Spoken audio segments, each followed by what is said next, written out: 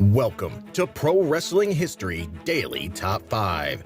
I'm your host, the eclectic gentleman, Stephen Watts, and join me as I count down the top 5 moments for this day in pro wrestling history. But before we get started, don't forget to like, share, and subscribe. And without further ado, let's get our wrestling history on. Number 5, 2010. Gertrude Elizabeth Fashan passes away. A second-generation wrestler, better known as Luna Vachon. Over the course of her 22-year career, she wrestled for promotions such as the WWF, ECW, the AWA, and WCW. Number 4, 2020. Joseph Melton James passes away. Better known as Bullet Bob Armstrong.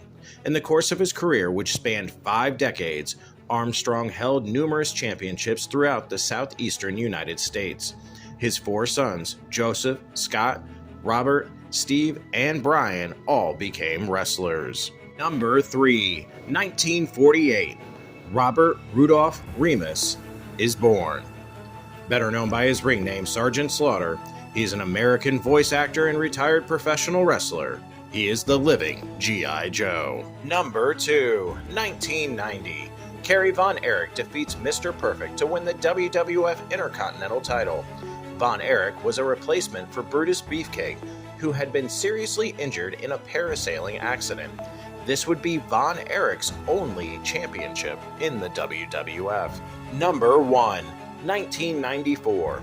A pivotal moment in the history of wrestling as Eastern Championship Wrestling became Extreme Championship Wrestling during a show at the ECW Arena in South Philadelphia, Pennsylvania. The show was based around a tournament to determine a new NWA World Heavyweight Champion.